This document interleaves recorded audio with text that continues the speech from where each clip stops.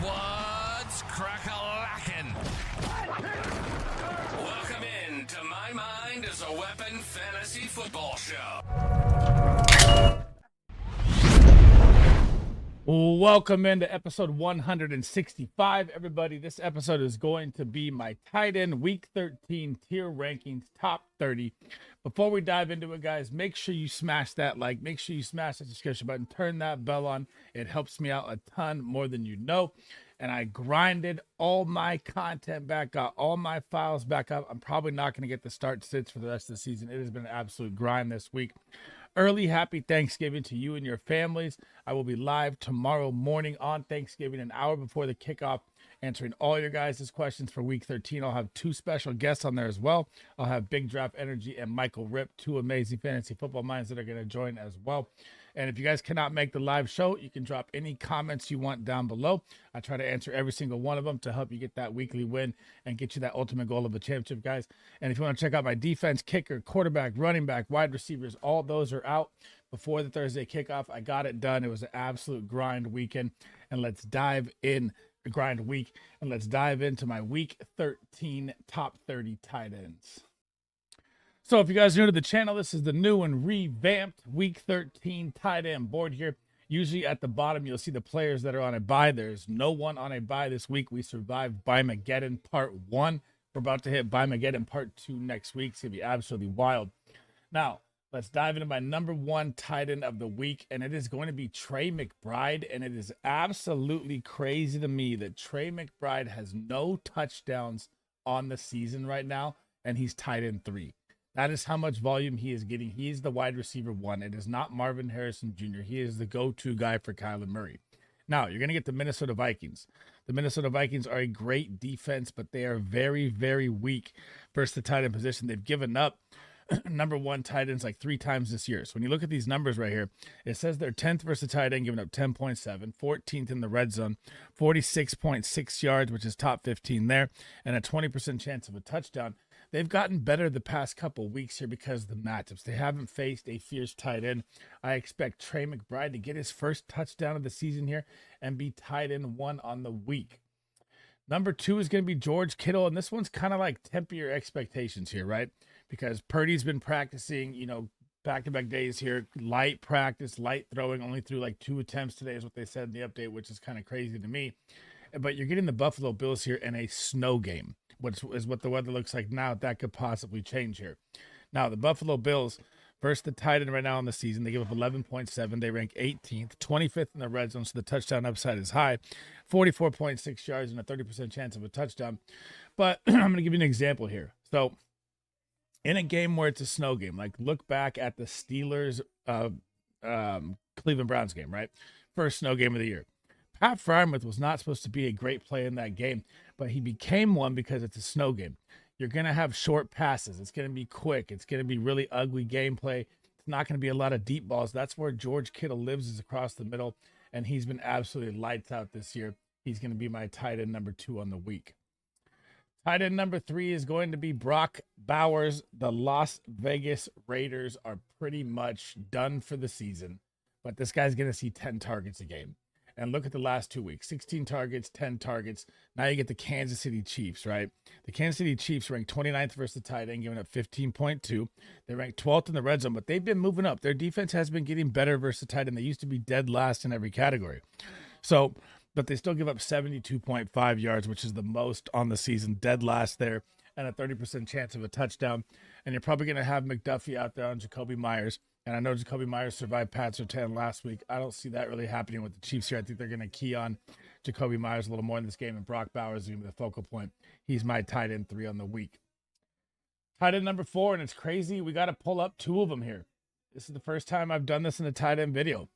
Noah Gray has creeped into the top 30 here. So Travis Kelce, ugly game last week. Obviously, you're getting the Las Vegas Raiders, what I just talked about. But what was weird is Noah Gray had 2 touchdowns last week, 4 receptions, 66 yards, played 60% of the snaps.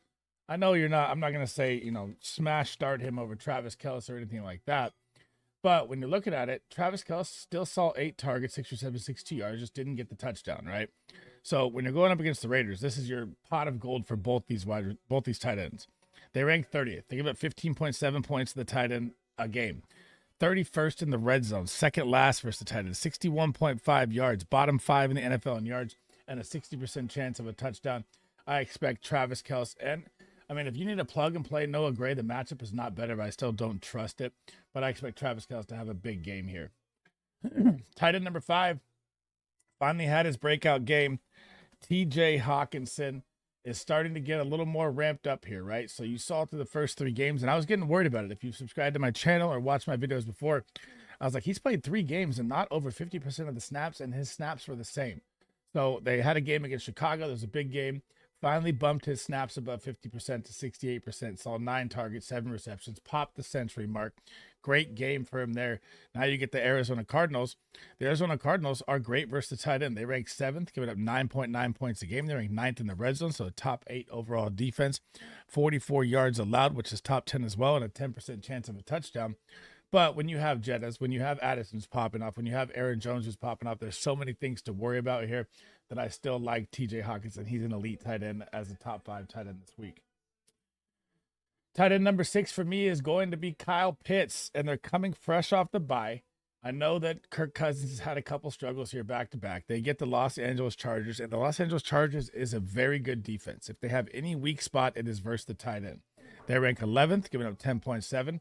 Second in the red zone, but you saw Mark Andrews score last week, so the touchdown finally happened against the Chargers. 47.3 yards and a 10% chance of a touchdown.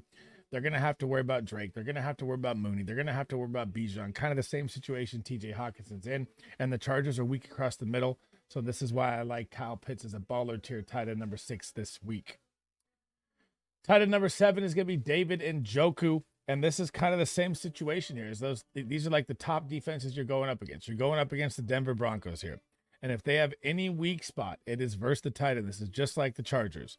So the Denver Broncos rank 14th, giving up 10.9 points to the tight end position, 10th in the red zone, so a top 12 defense all the way around. 43.6 yards they allow to the tight end position, and a 20% chance of a touchdown. And Jerry Jeudy's coming on. You're probably going to draw a pass or 10 on him. Tillman should be back off the concussion, hopefully. Elijah Moore seeing a little work here and there. Chubb finding his feet, getting 2 touchdowns in a revenge game versus Steelers that injured his knee the year before. So with this guy, David Njoku, he's like a matchup nightmare-proof guy. I know he dropped a touchdown in the end zone in the snow game as well. That's a snow game. That's an aberration to me. And he's just such an athletic specimen freak. It's hard to ever rank him outside the top 10 no matter what the matchup is. Number 8 is going to be Cade Otton, and this is the best matchup you can get, right? And last week they went up against the New York Giants, and he only saw 1 catch for 30 yards, 3 targets, right? But the New York Giants were number 1 versus the tight end. Now you get the Carolina Panthers, who are 32nd dead last versus the tight end, giving up 16.5 points. They're 32nd in the red zone, dead last. They give up 63.1 yards, which is bottom 6. That ranks exactly bottom 6 or 26, so not great there. And an 80% chance of a touchdown, which is dead last as well. Cade Otton is another great play here. I know that Mike Evans is back, and it kind of takes away a couple targets here and there. I still love the Cade Otton play this week. Number 9, man, the jack of all trades. And whenever I get questions about Taysom Hill, I never like to play the roulette gamble with him, right? But I mean, after he broke fantasy football last time, I'm going to put him in my top 10. This is the highest I've ranked him all year. I know you still don't have Olave. I know Shaheed's season is over. But this guy just dropped 45.5 fantasy points, the highest a tight end in fantasy football history has ever done. You get the LA Rams. The LA Rams are weak versus the tight end, but he's not really a tight end. So even when I'm looking at the numbers, like they give up 14 points a game to the tight end, 19th in the red zone, 58 yards, which is bottom 10, 40% chance of a touchdown. But he gets carries. He's only, I guess you could say that he saw 10 targets last time. I don't think he's going to see 10 targets again. I think that was an aberration versus Cleveland. And he's going to get carries. He might get some goal line gadget plays here and there. If you like to start him, throw him out there. That is on you. I'd never like starting Taysom Hill. I never like the gamble because he's either going to give you, 5, 6, or 20. So not a bad play with the injuries they have, but still risky to me at some points. But he's in my top 9, so obviously I've got him high. Number 10, Evan Ingram and the Jags are fresh off a bye as well. And you got to look at it like this is one of the toughest matchups. The Houston Texans are number 4 versus the tight end, giving up 9.1, 20th in the red zone, so the touchdown upside is high, 35.5 yards, which is top 5, so very good versus the tight end there, 40% chance of a touchdown. But T-Law looks to be back. You have no Christian Kirk. You have no Gabe Davis. It's pretty much going to be Evan Ingram and BTJ. I mean, Houston's front 7 is very good versus the run. They're going to have to pass, probably playing from behind most of the game. So Evan Ingram's volume is still going to be solid enough to be top 10 for me. Number 11, Mark Andrews. And here's another double we got. Just because we're going 30 deep. Isaiah Likely. I never bought into the Isaiah Likely athletic specimen, whatever. Mark Andrews is a Hall of Fame tight end if he didn't get injured throughout his career. So you see last week, he gets 5 targets, 5 receptions, 44 yards, and a touchdown, 15 points. He's had double-digit points in 5 out of the last 7 games. There's no way you're not starting Mark Andrews no matter what the matchup is because there's some good matchups that he's played against there. This is a tough matchup versus Philly. They're number 3 versus the tight end, giving up 8.8 points. They're number 11 in the red zone, 38.6 yards, which is top 5, and a 10% chance of a touchdown. But when you're in a 51.5 over-under monster game versus the Ravens, you want to start everybody in this game because I think the points are going to fly. So I'm still starting Mark Andrews, even though it's a tough matchup here. I don't like Isaiah Likely at all in this matchup. Number 12, Dallas Goedert. We just talked about it. Baltimore Ravens. Shootout game, 51.5, and the Ravens really struggle versus all pass catchers, tight ends, wide receivers, everything. Versus the tight end, they rank 24th, 13.6 points they give up. So right there, you're already thinking about starting Dallas Goedert. 6th in the red zone because their front 7 is very good. That's why they stuffed the run. 65.8 yards, which is the most yards behind the Kansas City Chiefs that are given up to the tight end position, and a 20% chance of a touchdown. I like Dallas Goedert a lot this week. Number 13, and you got to get my apologies out here, man. I had Sam Laporta as a smash matchup last week. Smash play of mine. Thought he would crack 20 points. Played the Indianapolis Colts and dropped 5 points. And the Indianapolis Colts guys were terrible versus the tight end. Now you get Chicago. And Chicago is just like Denver and the Chargers. They're one of the best defenses, but they struggle versus the tight end. And this is like as struggle as it gets. They rank 15th, giving up 11.4. 13th in the red zone, so a top 14 defense overall. 58.2 yards, which is bottom 10, and a 10% chance of a touchdown. And you're back at home. I mean, they just seem to struggle on the road. It's just an aberration weird with the Jared Goff. I can't explain it. I know it's a tough matchup for Chicago still, but I still like Sam Laporta. This guy's too talented to be this bad. Number 14 is going to be Hunter Henry. And again, this is your fantasy football pot of gold, is the Indianapolis Colts, which is why I had Sam Laporta so high last week, and he absolutely choked. The Indianapolis Colts give up 14.3 points, 27th on the season versus the tight end position.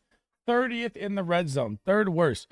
55.3, middle of the tier there in yards, and a 50% chance of a touchdown, which ranks 2nd last in the NFL to the tight end position.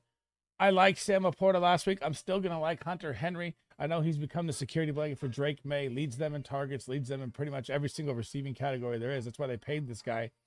And he better smash this week versus the Colts. You can start him with confidence this week. Number 15, you got to watch your injury updates here. Didn't practice today, but I expect Dalton Kincaid to be out there off the bye. I know that you're going to sit there and be like, well, it could be. I think he'll be fine, right? So in this week, you're going to get off the San Francisco 49ers. And like I said, with George Kittle, a snow game possibly here. And that's what the weather looks like. So even when I'm reading the 49ers stats, I'm going to throw them out the window. They're number 6 versus the tight end. They're very good defense, allowing 34 yards, top 5 there as well, and a 30% chance of a touchdown. But like I said, when you're in a snow game, you're not going to get deep in these games. That's why I was bringing up Pat Freiermuth as my example versus Cleveland. He had a big game versus Cleveland because it's a short game here. You're going to barely be able to run. You're going to be able to move. So you're going to live across the middle. And if Dalton Kincaid is out there healthy in this game, what I expect him to be, he's a top 15 tight end of mine.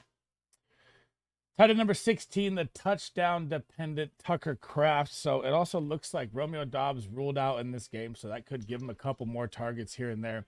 But it's just been a different story with all the healthy wide receivers out there. I mean, he's seen 1 and 2 targets the past 2 weeks. Very, very tough there. You get the Miami Dolphins. They're bad versus the tight end. They rank 22nd, giving up 13.2. 5th in the red zone because their front 7 is very good. 56 yards and a 30% chance of a touchdown. I mean, it's just when you have Reed, Dobbs, Watson, Wicks, Josh Jacobs balling out and getting mad touches he is. It's going to be a game in the cold here. They're at home. They got to keep up with the winning pace with the NFC West for that top seed. Miami's fighting for their life here too. You can start him. I just don't love it. Don't hate it. It's kind of a mid play for me here. Number 17, Zach Ertz. And this is the time I'm saying to stay away from Zach Ertz. I know he's been balling the past 2 weeks with 18 and 15 points and 15 targets and 12 receptions and a touchdown in both games. You get the Tennessee Titans. This is what they do is stop the tight end. They're number 8 versus the tight end, giving up 10.1. 23rd in the red zone, so the touchdown upside is high there. 39.5 yards, which is top 10, and 30% chance of a touchdown. I just don't like Zach Ertz in this game. Whatever you play against Tennessee becomes a grunge different game. That's why I stay away from most tight ends versus Tennessee. Number 18, Pat Freiermuth, and he gets a great matchup here. It's just I don't think that Russell Wilson really targets his tight end enough until the snow game, right? That was like one of his best games of the year was 9 points, right? And that was 4 targets, 4 receptions, 59 yards. Now you get the Bengals here. Everything on paper looks great. So they rank 31st versus the tight end, giving up 15.8, 29th in the red zone, 62 yards, which is bottom 5 there, and a 60% chance of a touchdown. Everything looks like you should rank Pat higher. I just don't trust Russ. He doesn't really look at his tight end a lot. If you look at the games before snow games, 2 targets, 3 targets, 2 targets. He never really has had a game over 5 targets but without Justin Fields. So the volume is really not there, even though the matchup is absolutely glorious. I just still got to rank him low because Russ doesn't target his tight end that much. Number 19, Will Dissly. I thought he was going to pop. He did not on Sunday Night Football. Great. I mean, he's been great, though. A decent floor play. 8 points, 18 points, 8 points, 9 points, 16 points. Just a bad game versus Cleveland. And he saw his most snaps last week versus Baltimore as well. Now you get the Atlanta Falcons. They're middle of the pack. They rank 12th versus the tight end, giving up 10.8, 15th on the season, 44.6 yards, which is middle of the pack, and a 30% chance of a touchdown. I just don't see that happening in this game here. I mean, Atlanta is very good in the red zone. Their front 7 is nasty. I think this is going to be more of a Lad McConkey game because they funnel passes to their wide receiver 1. So I'm kind of staying away from Dissly this week. Number 20, Cole Kmet. And man, this guy is out there like crazy for a tight end. He played 100% of the snaps last week. So 10 targets, 7 receptions, 64 yards. And like I said, Minnesota gives up a lot of plays to the tight end. So now you're getting the Detroit Lions. This is the number 1 defense versus the tight end. 7.2 points they allow in the season to the position. 4th in the red zone.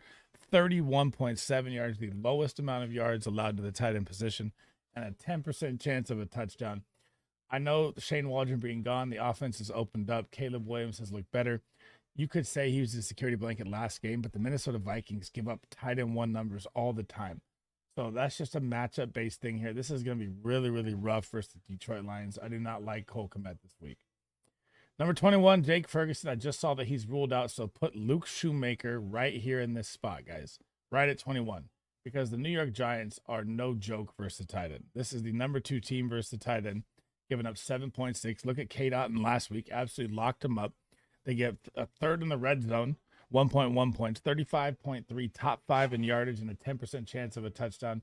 I do not like Shoemaker in this game, although you're going to think it looks great with the projection and everything, how it looks on your phone and the app, and just don't do it, man. You got to stay away. Dalton Schultz, the tight end that I did not want to draft all year long, we're going to talk about here, coming in at number 22. And guys, you got to see this right here. Dalton Schultz has not missed a single game this year. And guess what? He does not have a single game in double digits all year long. Absolutely bonkers. And now you get the Jacksonville Jaguars, which is your pot of gold. Looks great. They rank 26, giving up 14.1, 28th in the red zone, 57.8 yards, and a 50% chance of a touchdown. Everything looks good. I just don't trust Dalton Schultz. I never did. I'm not going to anytime soon. I mean, until I see some consistency, you can put him on your waiver wire.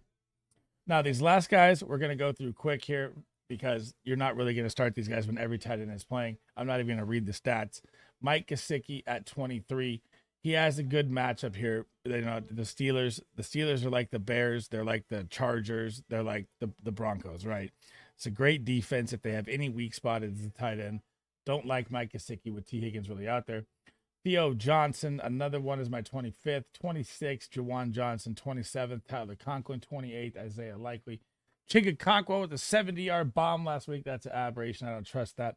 And number 30, I think Tavion Sanders was ruled out. Man, I had him on a sleeper call last week, and he was going to absolutely blow up until the bad injury to the neck. Prayers up to him. Thank God he's back at the facility and feeling better. Hey. Thanks for rocking with me today. That's the end of the episode. I made up all my rankings, losing every single fantasy football foul. I got it done for you guys. Before you guys head out, help me out. Make sure you smash that like. Make sure you smash that subscription. Turn that bell on. It helps me out a ton. Again, guys, we'll be live tomorrow on Thanksgiving. Happy Thanksgiving to you and your families early. If you guys don't make the live stream, it will be 11 a.m. Eastern. So the kickoff's at 9:30. We're going to go 8 right up to the kickoff, answering every single question you guys have. And if you can't make the live stream, you can always drop any comment you want down below. I try to answer every single one of them. Let's get the dubs this week. That is it for me today. And I will not be live tomorrow. I will not be posting videos tomorrow, Thanksgiving, hanging out with the family, spend the time with your family, have some fun, drink some beer, have some champagne, whatever you guys do. That's what we're going to do. And then Friday, I will be back for a Black Friday game. I'll be live. And then I will be back with smash starts, sleeper plays, and some sits, because I'm not going to do my start sits anymore. I just do not have enough time to make up the rest of the content, guys. It's been a nightmare week, but I got it done. I got it out. And that's it for me in this video, guys. I hope to see you guys in the next one. SleezBall out.